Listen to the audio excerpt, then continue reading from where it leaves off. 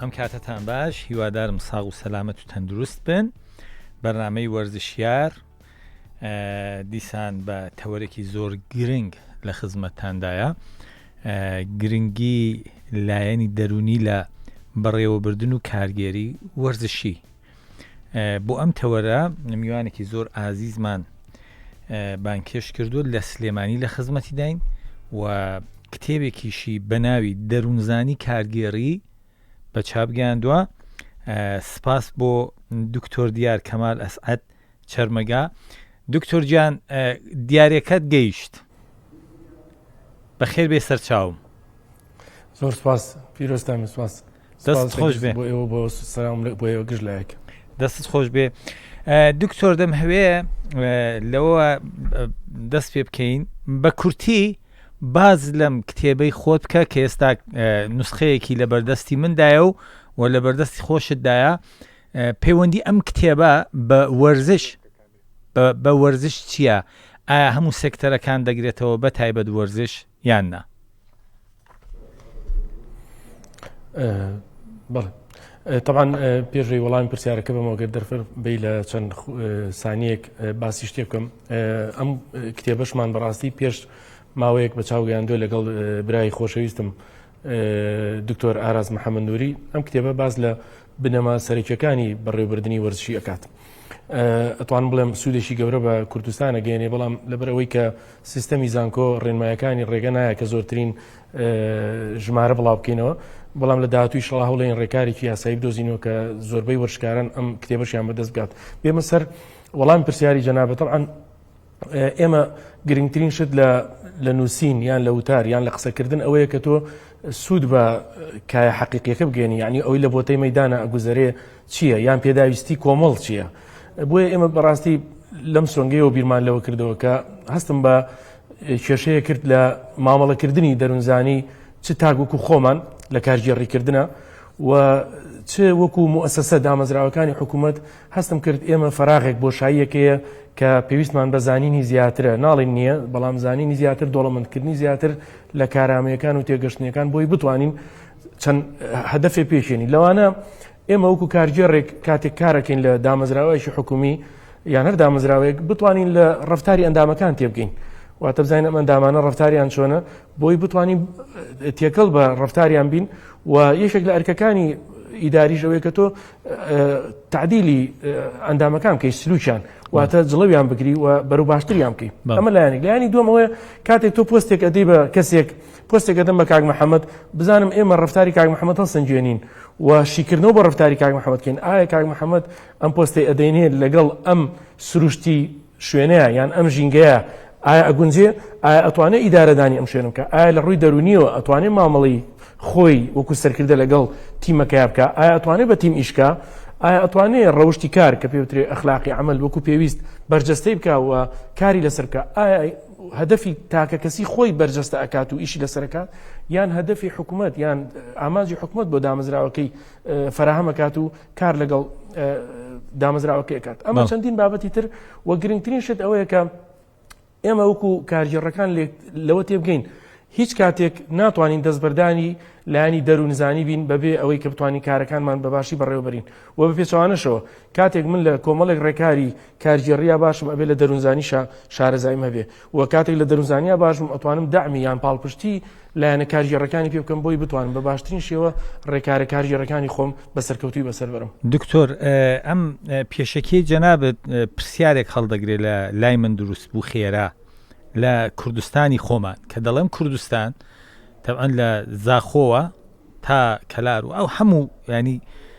ئەم جوگرافیای کوردستان دەگرێت تا چەند هەڵسەنگاندنی ڕەفتار دەکردرێت بۆ کارمەندان، بۆ کارگێڕی، بۆ ئەندامان، بۆ یاریزانان، بۆ هەمووان هەڵسەنگاندنیان بۆ دەکرێت یانە؟ طبعا پرسیارێکی زۆر بەجێ. طبعا ئەمان پرسیاری جەنابەت پێویستە لە گەورەترین ئاستی. ئێمە طبعا لە ئیدارە سێ ئاستمان هەیە، ئاستی سەر و ناوەڕاست و ئاستی خوار، و پێویستە لە ئاستی سەر و زۆر بیرێکی قوڵ و جددی و ورد لە لایەنی هەڵسەنگاندن بکرێتەوە. ئێمە بەداخەوە کاتێک جەنابەت من کەسی تر گلەیمان لە فلان کەسەیە، گلەیمان لە فلان دامەزراوە هەیە، دواتر کەشیکردنەوەی بۆ ئەەکەی سیر ئەەکەی هەڵسەنگاندنی لایەنی بەرپرس کە خۆی لە ئاستی سەر و ئەبینێ خەلەلی تایە کێشەی تایە بۆ کەسەکان. هەڵسەنگاندنی چەند جۆرێکی وەکو جەناب فەرموود هەڵسەنگاندنێکی ساڵانەیە واتە کۆی گشتی بەرهەم یان ئەو کارەی کە ئەو کەسە کردوێتی ئەو دامەزراوەی کردوێتی دراسی ئەەکەی و هەڵسەنگاندنێکی کە ئەوەیە کە زۆر گرنگە ئەوەی لە سەرەتاوە کە لەم کتێبەیە زۆر جوان باسمان کرد لە سەرەتاوە تۆ کاتێک دەستنیشانی کەسێکەکەی بۆ پۆستێک ئەو بنەمایانە یان ئەو پێوەرانە پێوەرم ئەو پێوەرانە چییە تۆ ڕەچاوی ئەەکەی بۆ دانانی ئەم کەسە ئایا ئەم کەسە وەکو خیبرەی چۆنە وەکو ممارەسەکردن لەو شتەیە چەند قاڵ بۆتەوە ئایا ئەو ئەزمونە باشانی کە ئەم کەسە هەیەی لەو بوارەیە ئەزمونەکانی چین دەستکەوتەکانی چی بوون لەم ئیشایە لە چەندیا سەرکەوتوو بووە لە چەندیا شکستی ناوە لە چەندیا بەرهەمی باشی هەبوو بۆ وڵاتەکەی ئایا ئەمانە دراسەکراوە ئایا ئەم کەسە لایەنی زانینی کە زۆر بابەتێکی گرنگە ئەلەم کتێبەیە باسمان کردووە لایەنی معریفە زانست زانین ئایا ئەم کەسە چەند درک بە زانستەکانەکە چەند معریفەی هەیە چەند قوڵ بۆ تۆ لە بواری کارگێڕی ئێمە بەداخەوە لە کوردستان با بەڕاستی بڵێم لە هەموو کایەکان ئێمە یەکەم ئەزمون کە یەکێک ئەەکەین بە کارگێر بە پلێکی زۆر بەرز دەست پێەکەین لەگەڵیەکەمە زۆر هەڵەیە لەی شوێنێکی دنیا ئەمە نییە وڵاتانی دنیا کاتێک پۆستێک ئەێن بێشێک ئەم کەسە ئەبێت چەند فلتەرێکی بڕی بێ چەند زنجیرەیەکی بڕی بێ و بە پێی پلەداری تەدەڕوز دەستی پێکرد بێ ناکرێتەوە بە قەڵەمبازێک کەسێک بەی پۆستێکی گەورەی بیتێ چونکە دواتر ئەم کەسە بەڕاستی کاتێک کە لە کارگەڕێکانە هەڵەیەگە کات یاخود کوردخایەنیەک لە ئیشەکان یا دروست پێ کوردبینە سیرەکەی چەندین ڕنگدانەوەی قرس لەسەر مؤسسەکانی وڵات دروستەکە لەسەر تاچی وڵاتەکان دروستەکە کاتێک تۆ خۆشەویستیت بۆ دامەزراوەیەکیان بۆ حکومەتێک نامێنێ ئەبێ وردبیتەوە خۆشەویستەکە ئەوەیە کە تۆ کە کەم بۆتەوە ئەوەیە کە تۆ پەیام پاڵنەری و کەم بۆتەوەیە کە تۆ ڕەفتارێکی کەسێکی کارگێر ڕەبینی کە شایستە بۆ شوێنە نییە و ناتوانن نوێنەرایەتی ئەو دامەزراوەکە بۆیە تۆ سیرەکەی گلەیی دروستە بێ و گازندە دروستە بێ لەلایەن کەسانی وەرزشی بۆی ئەمە ئەم پرسیارێکی بەشی دووەمی جەناب جوابم ئەوەیە ئەم کتێبە ئایا هەر لایەنی وەرزشی سوودی لێ ئەبینێ واتە کارگێری وەرزش سوودی لێ ئەبینێ یان کارگێڕەکانی تر من ئەمێ بۆ جەناب بڵێم ئیدارەی وەرزشی یان بەڕێوەبردنی وەرزشی بەشێکە لە بەڕێوەبردنی عام بەڕێوەبردنی گشتی دەروونزانی وەرزشیش بەشێکە لە دەروونزانی گشتی بۆیە بەڕاستی ئەمە وتمان با بازنەکە بچووک نەکەینەوە بۆی هەموو دامەزراوەکانی حکوومەت واتە کەسێک لە وەزارەتی تەندروستی لە کشت و کاڵ لەوە بەرهێنان لەکوێ و لە وەزارەتی ڕۆشنبیری و لە کایەکانی وەرزش ئەتوانێت وەکو یەک سوود لەم کتێبە وەربگرێت وەکو یەک ئیسفادەی لێ بکات. بەڵێ دکتۆر هەرچەند وابزانام دوو ڕۆژە ئەم کتێبە لەبەردەست مندایە بەڵام چاوێکم بەسەردا خشاندووە ناڵێم وەڵای هەموو خوێندۆتەوە چونکە مەجال نەبوو مەجالیەوەنەوە بەڵام لە شوێنێکدا باس لە هەموارکردنەوەی ڕەفتاری تاکەکان دەکەی لە وەرزشدا ئایا پێویست بەوە دەکات ڕەفتاری تاکەکانیش هەموار بکرێتەوە ینی کەسێک دەبینی ڕەفتارێکی جوانی نییە ڕەفتارێکی باشی نییە لە خزمەت خاک و نیشتماندانە چاکسازی بابەتەش هەر گرنگە پەیوەندی بە چاکسازی دەبێت ئایا دەکرێت هەموار بکرێتەوە باسی ئەومان کردووە بەڵێ فەرموو بەڵێ لە بابەتی چاکسازی باسی ئەومان کردووە کە ئێمە چاکسازی بە تەنها کۆمەڵێک ڕێکاری ئیداری نییە یعنی بۆ نمونە کۆمەڵێک تەقەشف دروستکەین کۆمەڵێک خەرجی لێرە بگرینەوە بخێنە سەر شوێنێکی تر کۆمەڵێک یەکەی کارگێڕی بچووکەینەوە دەمجیانکەین ئەی لێرە شتێکی کە زۆر گرنگە هەموارکردنی ڕەفتاری تاکەکان هەموارکردنی ڕەفتاری تاکان مستمان لە چییە لە ئەو هەڵسو کەوتانە یان ئەو بیرکردنەوانە یان ئەو هزری کەسە تاکەکان کە هزرێکی سلویە نەرێنیە چۆن ئێمە بیگۆڕین بکەین بە ئەرێنی بخینە خزمەتی دامەزراوەکە یەکێک لە بابەتە گرنگەکان لە ناو وەرزشە کە زۆر گرنگە ئیشی مدەڕیبە ئیشی ئیداریە ئیشی کەسی پەروەردکارە ئەوەیە کە تۆ چۆن بتوانی پێش ئەوەی هەمواری بکەی چی بکەی هەڵسەنگاندنی بۆ بکەی هەڵسەنگاندنیش پێویستی بە ئەزمون هەیە بەڕاستی ئەگەر کەسێک ئەزمونی نەبێ ناتوانێت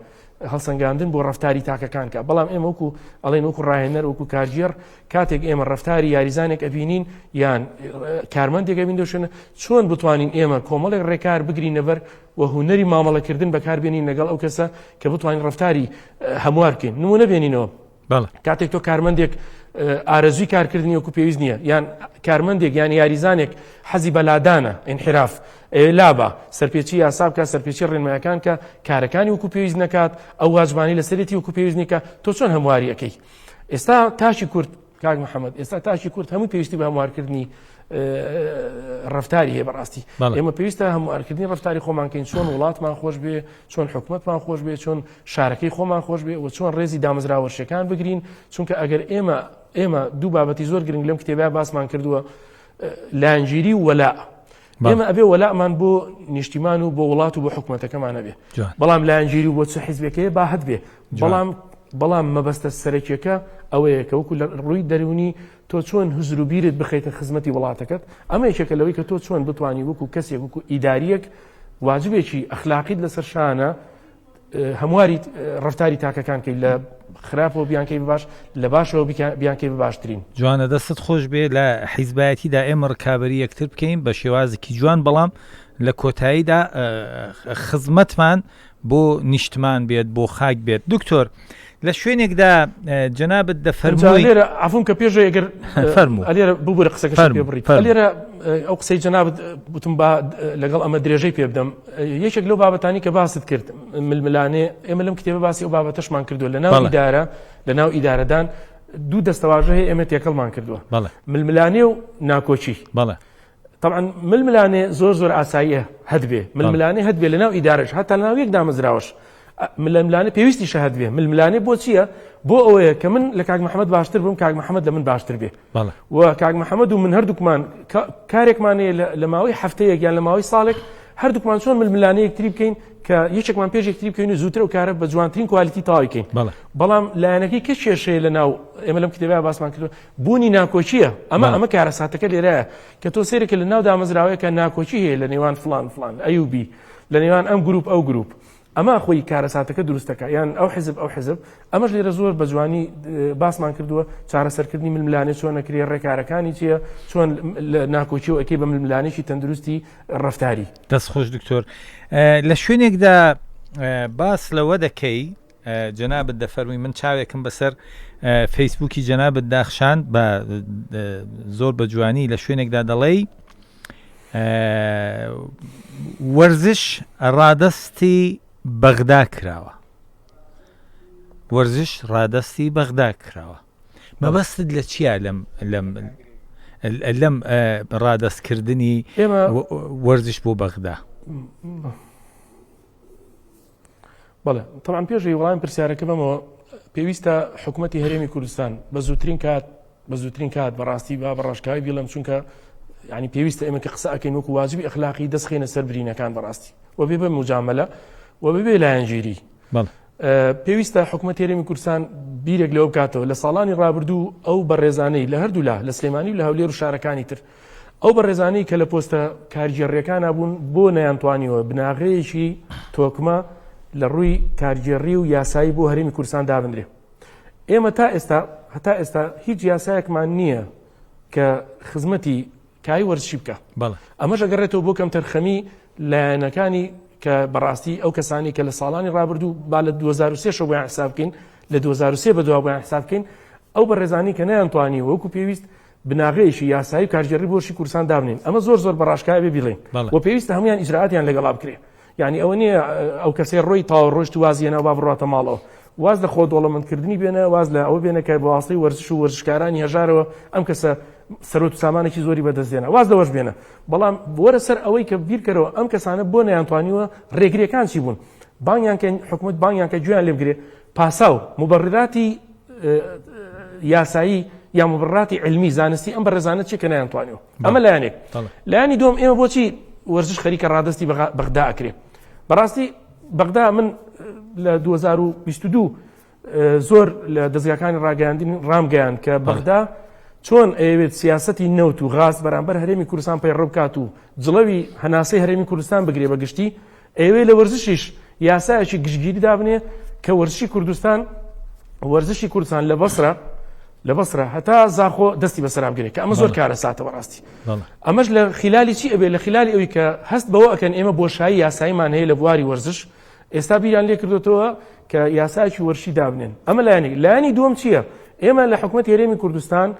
لە حکوومەت هەرێمی کوردستان یاسای تایبەت بە وەرزشمان نییە بەڵام ڕێنمایی چەند ڕێنماییەکمان هەیە بڕگەیەک تایبەت بە وەرزش نەهاتوین لەسەر ئەو بڕگانش ئیشکەین یعنی ساڵانی ڕابردووە تا ئێستا نهاتوین لەسەر ئەم بڕگانەشیشکین بۆ ئەوەی ئێمە بە حکوومەتی بەغدا بڵێن ڕاستە ئێوە یاسایشی خۆتانەیە ئێمە پێویستە بێ یاساکانی خۆتان وەکو یاسای تاپۆ، یاسای شوێنەوار، یاسای باری کەسێتی، ئەمانە هەمووی لە حکوومەت هەرێمی کوردستانە هی بەغدایە وەرمان گرتووە و لە پەرلەمانی کوردستان هەموارمان کردووە. بەڵام ئێمە نەهاتوین یاساکانی حکوومەتی عێراقی بۆ نمونە یاسای ساڵی 1986 یانەکان ژمارە 18 تۆ سەیری کە ئی ساڵی 86 ئێمە هاتووینی بەغدایە پێڕەوی ئەەکەین ئیشی لەسەرەکەین. ئەو کێشەی کە لە نادی هەولێر دروست بوو یەکێکە لەو کێشانەی کە ئێمە بۆشایی یاساییمان هەیە بەغدا ئەو هەلەیان قۆستەوە ئەیانەیە زاڵ بوون بەسەرمانە. خاڵێکی کە ئەوەیە کە زۆر بەڕاشکاوی بیڵم زۆر کەس هەن لەناو هەرێمی کوردستان لە وڵاتی خۆمان لە کوردستان چەند کەسانێکن وەکو تۆڕ ڕێگوان لە هەموو شارەکانی کوردستان ئیش ئەەکەن لەسەر لاوازکردنی وەرشی هەرێمی کوردستان بەداخەوە بۆ ئەوەی خۆیان بەهێز بن لە بەغدا. ئەمەش کارە ساتە بەڕاستی حکوومەتی هەرێمی کوردستان ئەبێ زۆر وریا بێ و زۆر بە ژیرانە مامەڵە لەگەڵ ئەو کەسانە کە پۆستیان هەیە و فلتەرێکیان بخاتە سەر کە ئەم کەسە ئایا ئەچێت لە بەغدا ئیشەکات بۆ قازانج یان بۆ بنەمای ئامانجی وڵاتی خۆمان ئیشەکات یان بۆ ئیشەکات بۆ عیلاقی کەسێت. ئەگەر لێرە ڕوخسەتم بێت چەند خاڵێکی ئەمێ بێڵم بە کورتی. ئێمە سێ ئیتیجایان ئاراستەیە زۆر گرنگە لە کوردستان ئەوانی کە پۆستیان بەدەستیان حکوومەتی هەرێمی کوردستان ئاگاداریان بێت ئەو کەسانە لەسەر سێ لایەن ئیشکەن. لایەنێکیان وەرشی ناوخۆی کوردستان. ئێمە چۆن بتوانین وەرشی ناوخۆی کوردستان لەژێر چەترێک وەرشێکی جوان کۆکەینەوە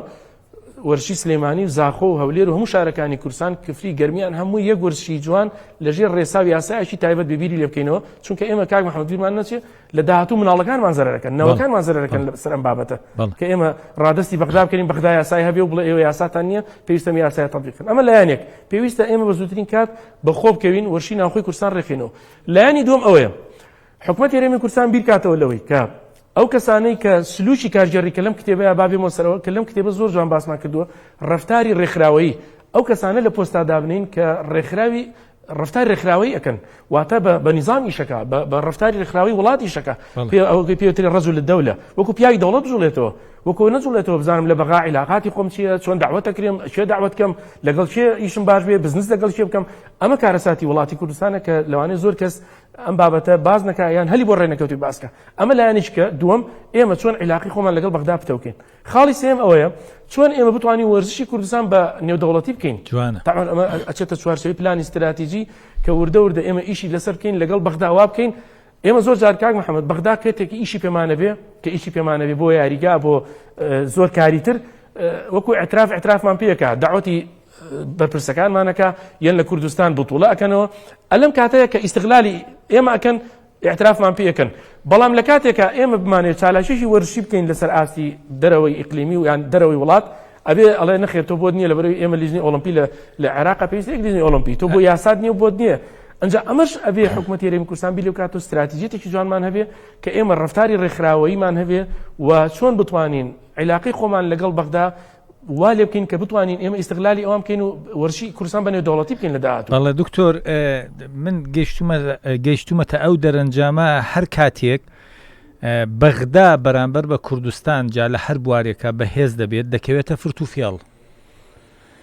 من وام هەز دەکرد ئەم فرت و فێڵە سێکتەری وەرزشی نەگرتەوە بەداخەوە ئەو جوورەی کە جەنابەت باست کرد وەرزشی گرتوۆتەوە هیوادارین کاری بۆ بکرێ بە تایبەت لە پەرلەمان کاری بۆ بکردرێ یاسای تایبەت بەخۆی هەبێت و وەرزش بەدەستەوە نەدرێت. لە شوێنێکدا لەم کتێبە باز لە ئەوە دەکەی کارگێری فێڵباز. یەکەم شت کارگێری فێڵباز چییە؟ ئایا لە سێکتەری وەرزشیشدا ئەمە بوونی هەیە یا ئەوەی کە وەرزش کەمتر فرت و فێڵی تێدا؟ بەڵێ ئەوە ئێمە بەڵێ سەرچاوە زانستیەکان 11 جۆریان دەستنیشان کردووە. طبعا هەموو جۆرەکان لە سێکتەرەکان هەیە بەڵێ و لە هەموو سێکتەرەکان بەگشتی. بەڵام لە سێکتەری وەرزش ئێمە کە پێیوەستە بە خۆمان وەڵامی پرسیاری کارگێری فێڵباز ئەو کارگێڕەیە کە لە کتێبەکە باسمان کردووە ئەو کارگێڕەیە وا خۆی پیشانەدا دڵسۆزە بە وڵات و وا خۆی پیشاندا لێ هاتووە ماهرەیە و خیبرەی باشی هەیە و وا خۆی پیشانەدا کە ئەو هەدەفەی ئەو هەیەی هەدەفی حکومەت و هەدەفی وڵاتە بەڵام لە ناوەڕۆکدا کە بیری لێکەیتەوە ئەم کەسە پێچوانەکەی ڕاستە چۆن واتە ئەم کارگێڕە کار ئەکات بۆ ئەوەی کە خۆی پتەوکات لایانی کەسی خۆی بە قوتکە عیلاقاتی خۆی بەرەو پێشبەرێ و ئەو قازانج و ئەو بەرژەوەندیانی خۆی هەیەی بیسەپێنێ بەسەر بەرژەوەندی گشتیە کە لە وەرزشە پونی زۆرە یەکێک لەوەی ئێستا پێشەوەی جەنابەت باسیکەی من ئەو نمونەیەم هێنایەوە ئێمە لە ساڵانی ڕابردوو تا ئێستاش تەبعاً کەسی باشیشمان هەیە و کەسی زۆر بەتواناشمان هەیە بۆی ئێمە بێویژدانی نەکەین بەڵام بە گشتیەکەی ئەوەیە لەبەرچی ئەوەیە بە گشتیەکەی ئەوەی کە لە کوردستانە ئەگوزەری ئێستا ئەو بێخاوەنیە یان ئەو پارچەبوونەی وەرزشە ویان ئەو بەرەو عقارێکی خراپ ڕۆشنەی وەرشی کوردستان کە نازانین 2 ساڵی کە وەرشی کوردستان بەرەوچۆ ئەڕوا نەبوونی ژێرخانی وەرشی نەبوونی یاسایەک نەبوونی ڕێسان نەبوونی تەنمی بەشەری ئێمە کادرەکانمان چێ کادر پۆستێک ئەدرێ بەیشێ 1001 سەرێشە بۆ حکومەت دروستەکە نازانێت پۆستەکە بابەچێ ئێمە خۆت خەلەل لە تێ دیارە تۆ لە ڕابردوو هیچ شتێ نەکراوە بۆ لایانی مرۆییش کە هیچێکە لە بابەتە گرنگی لەم کتێب باسمان کرد چۆن سەرچاوی مرۆیی دۆڵەمەند ئەەکەی بۆیە لەو کاتێک کە کارگێڕی کە لێرە باسمان کردو کارگێری ڕاستەقینە بەڵێ کە زۆرێکی تریانە لە ونبوونی غیابی کارگێری ڕاستەقینەیە چێ دێتە پێشەوە کارگێری فێڵباز دێتە پێشەوە سنگی خۆی لێ دەرەپەڕێنێ و ئەو ئەبێت بە فریادڕەسی وەرشی کوردستان لە کاتێکە باشتوانم بڵێم ئەوە ماڵوێرانی بە وەرشی کوردستان دروست کرد باشە دکتۆر سێکتەری وەرزش کە من ئەوانەی کە کارگێڕی فێڵبازن یا زۆری تێدایە چونکە دەزانم جەنابەت زۆر بە دووادار چوون دەکەی بەس لەسەر ئەم بابەتە من ئەگەر وەکو کەسێکی ئەکادمی جواب بەمەوە قورسە جوابانەوە کە ئەگەر کەسێکی ئەکادمی جواب بەمەوە ئەبێ بە داتا جواب بدەمەوە بڵم توێژینەوەی کراوە لە توێژینەوەکەی ڕاپرسیەکە بەڵام نابێ خۆم لە پرسیارەکەش وەلاوە بنێم ئەوەی کە لە کوردستان ئەگوزەرێ لە ماڵوێرانی نەبوونی یاریگاکان لە نەبوونی هۆڵێکی جوان لە شارەکان یعنی ئێمە لە شاری هەولێر ئێستا نمونەیەکت بۆ بێنەوە ئەگەر لە شاری هەولێر هۆڵێکی زۆر جوانمان هەبوایە لە شاری هەولێر هۆڵێکی زۆر فاخری گەورەی جوانی ستاندەردی جیهانیمان هەبوایە ئێستا ئەمانتوانی وەکو وەرەقە بەرامبەر بەغدا بەکاری بێنین بڵێن ئەگەر کارەکانتان بۆ ناکەین تا ئێوەش چالاکی لە سلێ هەولێر ناکەن تا ئەو شانەمان بۆ نەکەن هەتا ئێوە ئەو ڕێکارە کارگێڕانەمان بۆ نەکەن تا اعترافمان پێ نەکەن یاریگای نێودەوڵەتی بزانە چەند یاریگامان هەیە لە کوردستان بزانە بەغدا چەند یاریگای هەیە و تا دوایی نەبوونی استراتیژیەتێکی جوان بۆ دارایی نەبوونی پلانێک بۆ وەبەرهێنانی وەرزشی نەبوونی تەسویق مارکێتین نەبوونی سەقافەی ڕاضی کە ئەمە زۆر گرنگە ئێمە هەر باسی پارە و بینا نەکەین بوونی باسی لێرە باسمان کردووە ڕۆشنبیری وەرزشی تۆ چەند ڕۆشنبیری وەرشی لای کادرەکانە دروستەکەی ئەمەش زۆر گرنگە ئەمانە هەمووی واکە کە وەڵامی پرسیاری جەناب بەمە بڵێم بڵێ کارگێری فێڵبازمان زۆرترە ئەو کارگێری فێڵبازانە جگە لەی خۆیان لە ڕەفتاریانە فێڵبازن فێڵ لە حکومەتیشەکەن بەداخەوە حکومەت بەڕاستی تەقیمی غەڵەتە بەرامبەر وەرزش ئەم کارگێڕانە فێڵ لە حکومەتیشەکەن بەڕاستی ینی زۆر جار فێڵ لە حکومەت کراوە ینی من هیوادارم ئەم قسانێکی کەم سەرۆکایەتی حکومەت و حکومەتی ئەنجومەنی وەزیران بە هەمووی سەرۆکی ئەنجومەنی وەزیران جێگرەکەی دیراسی قوڵ لەم بابەتە بکەن ئایا لە 2003 بەدواوە کارگێری فێڵبازمان زۆر بووە یان کارگێری ڕاستەقینەمان زۆر بووە ئەگەر کارگێری ڕاستەقینەمان زۆر بووە ئەبێ بزانی خەلەلەکانمان چیە ئەی باشە کارگێری ڕاستەقینەمان زۆر بووە بۆ وەرزش وەکو بەغدای لێ نهاتەوە پێشکەوتن نەبووە لە بەغدا کە لە کاتێکە ئەو هەموو پارەزە بە لە حەل حکومەتی هەرێم و تا ئێستاش پارە سەرفەکرێ بۆ وەرزش ئەگەر کارگێری فێڵبازمان هەیە ئەی بۆ چۆن بۆ ئەمانە پێشکەوتون چۆن کارەکەن چێ ڕێگریان لێکە بۆ کەس دەستیان ناگرێ بۆ ئەبانە کەوتونەتە ناو گیانی وەرش و وەرزشکاران دکتۆر ئیجرعات بکرێ خۆ لە ئیدارەیە چۆن بەڵێ هەیە نەخێری ژەیە و چۆن سزاهەیە پاداشتیشەیە دکتۆر من تێبینیەکم هەیە لە کوردستان بە شێوەی گشتی لە زۆربەی سێکتەرەکان ئەوەی کە دەبینی هەر باز لە کارگێری فێڵباز بکەین دەردەکەوێ فێڵبازە پێی دەڵن بڕۆ ماڵێ دوای ماوەیەکی هەر موچەی بۆ بەڕێ دەکردرێ ئەوە فێڵی خۆی کرد و جیرفانی خۆی پڕ کرد و بەسەرۆت سامانێک گەیشت لە کاتێکدا بە موچەشی مانگانە بۆ دەچێ ئەگەر لێپێچینەوە هەبێ ینی دوای بە دوادا چوونەوە زانیمان کەم فێڵبازە لێپێچینەوە هەبێ گوێی بگری بێنی ئەو سەرۆت سامانەی کە سەبارەت بەو فێڵبازێ بەدەستی هێناوە لە قوڕگی بێنێ دەرێ لەوە دڵنیام کە فێڵبازمان لە کوردستان کەمتر دەبێت دکتۆر باس لە یاسا و دادگای وەرزشی بکەین لەکە بە بڕوای من پێویستە بۆ تەنانەت بە دوواداچوونی گرێبەستەکان هەر ئەوەی هەندێ فێڵ و فرت و فێڵ دەکردرێ لە گرێبەستەکاندا و هەر ئەم دادگای وەرزشیە بتوانێ یەخەی کارگێری فێڵبازیش بگرێت. هەیە لە کوردستان بوونی هەیە یاوەی کە نییە و پێویستە هەبێت. بەڵێ من خۆم جەناب دەزانی شارەزای دادوەریم لە محکەمەی سلێمانی بۆ بواری وەرزش. بەڵێ ساڵانێکی زۆرە من بە دوواداچوون بۆم بابەتە کردووە بە زۆر بە ڕێزی تریش نەکەر خۆم زۆر کەسی کەس لەسەرم بابەتیان نووسیوە. حکوومەتی عێراق لەمەشا پێش ئێمە کەوت بۆ ئەگەر سەیریکەی لە یاسای ژمارە 61 لە 2020 ئەوان محکەمەی وەرزشی بۆ نیزاعاتی وەرزشی بۆ کێشەکانی وەرزشی محکەمەیەکی زۆر بەهێزیانەیە لە عێراق و زۆربەی کەیسەکان کە ئەچێتەوە یەکلایی ئەکرێتەوە و وەرزشوان کاتێک غەدری لێ ئەکرێ شوێنێکەیە پەناگەیەکەیە پەنای پێ باو شکاتی خۆی بکات و مافی خۆی وەرگێتەوە. ئێمە لە کوردستان ئەوەشمان نییە تا ئێستا نەمانتوانیوە کار بکەین بۆ یاسایەکی وەرزشی و لە ناو یاسا وەرزشەکە و دادگای وەرزشیشمانە بێت. حکوومەتی عێراقی ئێستا پرۆژە یاسایەکیە لە 2022 کە ئێستا لە پەرلەمان بەتەمان لە داهاتوو کە من دڵنیام تێی ئەپەڕێن و کە زۆر خەتەرە بۆ وەرزشی کوردستان ئەوەیە کە ناویناوە یاسای وەرزشی موحەد گشتگیر کە لەم یاسایە جێی محکەمەی ڕێاضیشیان کردوێتەوە باسی دادگای وەرزشیان کردووە چۆن کەیسەکان یەکلای ئەکاتەوە. ئێمە لە کوردستان بەداخەوە ئەومان نییە هەتا یاریزان ئەو تەوعیە ئەو سەقافەتەشی بۆ فراهم نەکراوە بۆی دروست نەکراوە کە کاتێک کێشەیەکی ڕوبەڕوو بێتەوە بچێ لە دادگا شکاتکە شکات ناکە و گرێبەستەکان فرتوفێڵی زۆری تایە گرێبەستەیە لەگەڵ یاریزانەکرێ مۆری پێوە نییە چکە ئەزانە و یاریزانە ئەو سەقافەتەی نییە بزانێ مەقاومات کایە سەرەکیەکان یان مەرجە سەرەکیەکان لە گرێبەستا چییە یاریزان نازانێت چ گرێبەستێک هێزی یاسایی هەیە قۆی قانونی چ گرێبەستی قۆی قانونی نیە سەرەکەی فێڵی لێ ئەکرێ. بۆیە ئەمانە هەمووی کاک محەممەد چەندین کێشەمان هەیە لە کوردستانە بۆیە من لە سەرەتا شاوتم کێشەی کارگێڕی و یاسایی چونکە ئەم دوانە ناتوانین وەکو دوانەوان ئەبێ بێکۆ بن کارگێڕی و یاسایی بێ بێکۆ بڕوە. پرۆژەیەکە بوو لە کوردستان پێشتر کردیان بەس کەس نەیزانی چۆن کرا چێ کردی چووە پەرلەمان بەڵام خوێندنەوەشی بۆ نەکرا بەداخەوە نەیانش کەسی شارەزا بزانێ هیچی بۆ نەکراوە. بۆیە هیوادارین ئێمە هەر لە ڕژبین نەبین لە قسەکانمان بەڵام سروشتی ژینگەکە ئەوەی کە ژینگەی کوردستان ژینگەی وەرزشی هیچی شتیانی بەڕاستی کە دڵخۆشکەر بێ بۆ خەڵک. بۆیە هیوادارین لە داهاتوو لە کابینەکانی داهاتوو وەرزش بخرێتە سەر ڕێچکەی یاسای خۆی و جەناب قسەیەکی جوانت کرد ئەو کەسەی کە کاری باشی کردووە لە حکوومەتی هەرێمی کوردستان یان لە ڕێکخرا و دام و دەستگا وەرزشیەکان دەستخۆشی لێ بکرێ بەرەو پێش بخرێ و دامی زیاتری بکرێ و بە پێچەوانەکەشەوە ئەو کەسەی کە بۆتە ماڵوێرانی بۆ وەرزشی کوردستان بۆ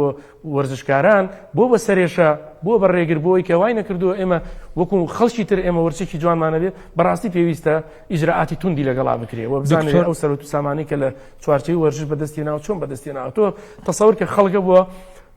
با من ئەم نمونێت پێوڵم خەڵکە بووە لە بەغدا هاتۆتە هەولێر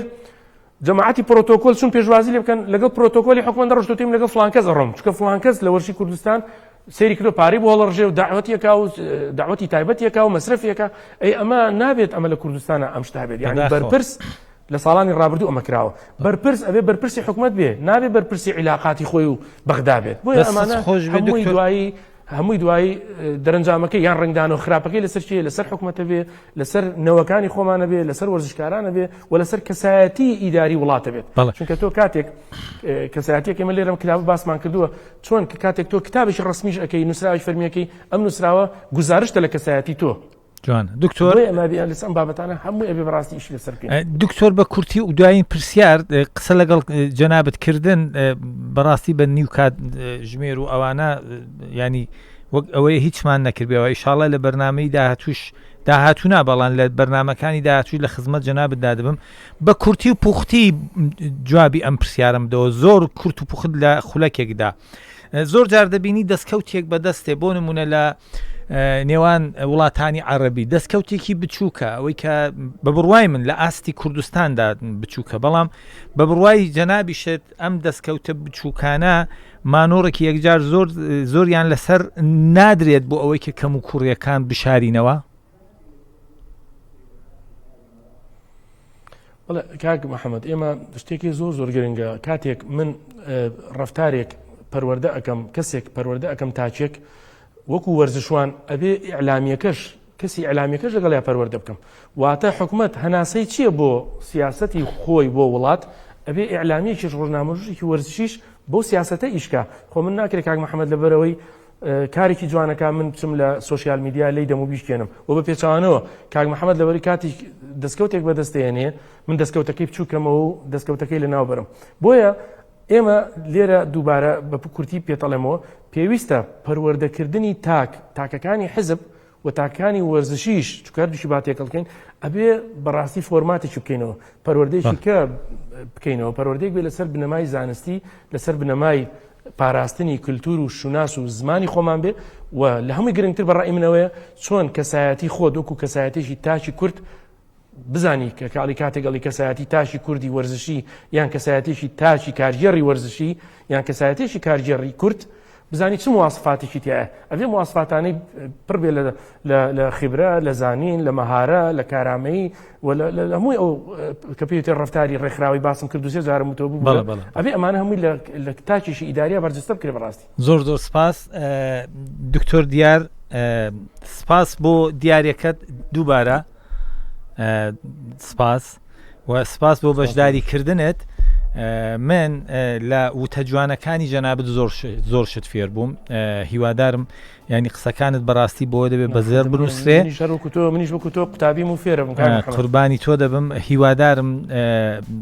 لە حکوومەتی هەرێمی کوردستان بەڵێ لە حکوومەتی هەرێمی کوردستان